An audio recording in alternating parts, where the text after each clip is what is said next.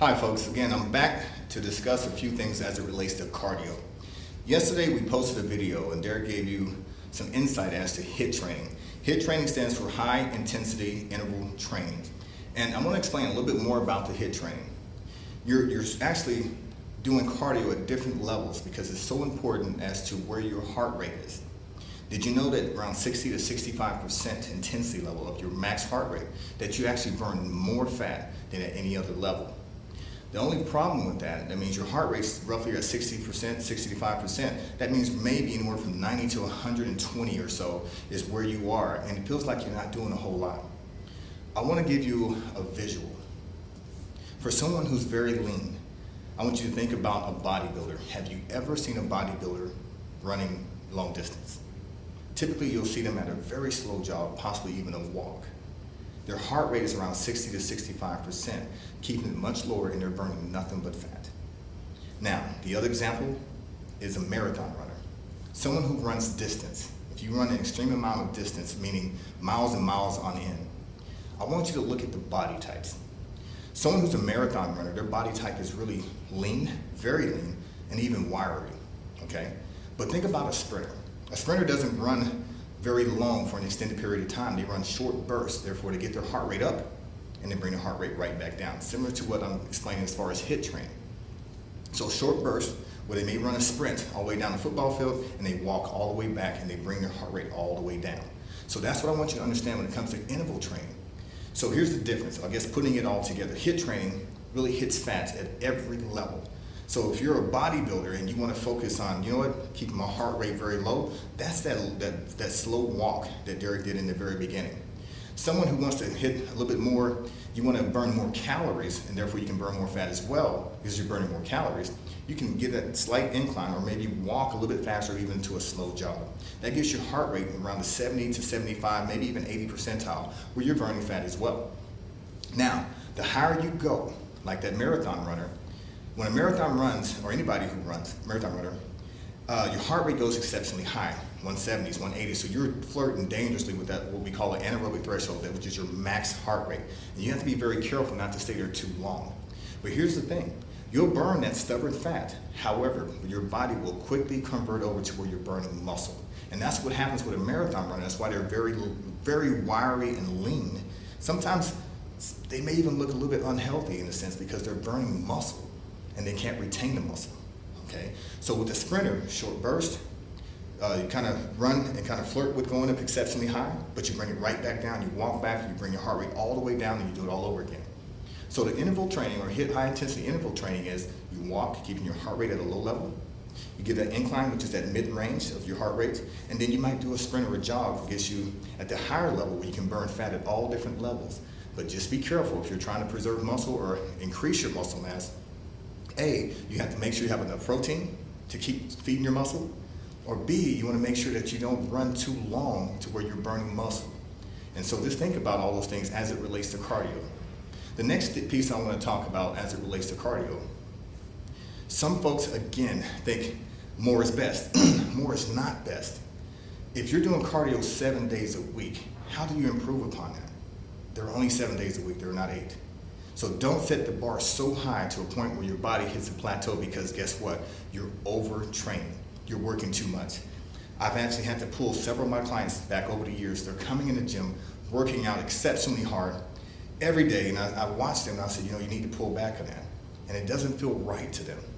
So when I pull them back, and I'll say, I've even had to kick members out the gym, don't let them come back for 2 or 3 days, and let your body heal and recover. They'll come back and start a 3-day regimen. Guess what? All of a sudden they lose 3, 4, 5 pounds. And they hadn't lost weight in a long time because they're overtraining, and they actually accelerated a plateau effect. So here's the thing. More is not best. Your body actually needs to heal. 7 days a week is not going to happen. You don't want to train or do anything 7 days a week. So make sure, even on days when you're not training, still keep your multiple meals, but you may want to cut back on your calories if you're going to be exceptionally, I'm not going to say, just kind of lounging and laying around. But if you stop your activity or really severely decrease your activity, what that means is if your activity level is decreased, it means you can't eat the same amount of calories because you could potentially stay the same weight or gain. So just be mindful of that. If you don't have as much activity, then cut back a little bit on your caloric intake for that day. Still keep your water going. So when it comes to cardio, different forms, the elliptical, it's probably if you have bad back and bad knees or possibly even hips, the elliptical is the best thing for you. It works your entire body. If you're a runner, be cautious of treadmills, or be cautious in general of treadmills, because it's high impact. That conveyor belt's coming at you. It's high impact on your knees and also in your hip and also in your back.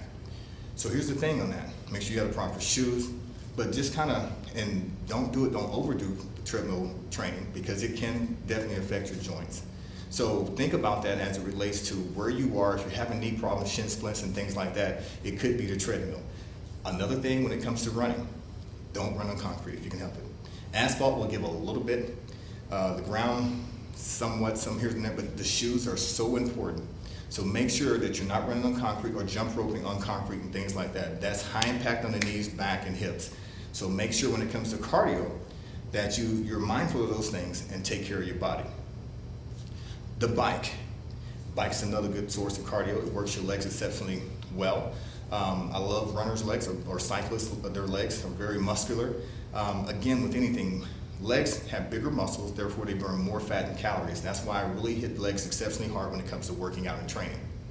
And so with that in mind, the bike, or just walking in general, bigger muscles, quads, hamstrings, all of those muscles and glutes burn way more calories than any other muscle group if you think about it. A bicep is not going to burn that many calories. Okay, tricep's not going to burn that many calories like legs and all that will do. So just be mindful of your cardio regimens, 3 to 5 days a week, typically 30 minutes, 40 minutes. I'm seeing on Facebook where some folks are going 45 minutes to an hour. Sometimes, and possibly in the near future, I may have to pull you back, because it's hard to fit an hour and a half in your daily regimen because we get busy. So you can actually do more in a 30-minute time frame. In some cases, meaning you can run faster.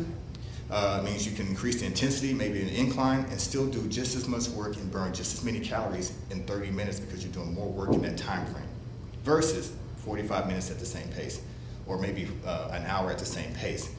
We got to be smart. We got to make sure that we can incorporate fitness in our daily regimen, make it a part of your daily fabric. And if you do that, 30 to 45 minutes, even with a workout, you can actually burn a lot of calories if you're very effective and efficient in what you do. I hope if you have any questions at all about workouts and cardio and things like that, I'm definitely going to bring you more information. Besides that, just make sure that you're not overtraining, you're drinking plenty of water, focus on the legs, the bigger muscles and things like that. But just 3 to 4 days a week is really all you need. And days that you're not training, cut back on your caloric intake. But just be mindful of this activity. Don't confuse activity and exercise. Washing the dishes, that's activity. If your heart rate doesn't accelerate or doesn't get up, it's really not an exercise. It's activity. That's something you're supposed to do. But if your exercise is challenging, if you can do what I call a talk test, if you're walking with someone and you can complete a full sentence, it's really not exercise. That means you're not challenging your heart rate's not accelerating, you're not even winded to a point because you can complete a full sentence. And I call that a talk test. If you are walking at an accelerated pace and you're talking with your friend and you're saying, well, today went pretty well. If you're breathing like that, that means you're being challenged. That means cardiovascular, you're really challenging your heart, and now guess what? You're actually exercising because it's going beyond your normal capacity. So keep that in mind as it relates to activity, or knowing the difference between activity and exercise. I hope you're having a good day, and we'll bring more information to you as it comes.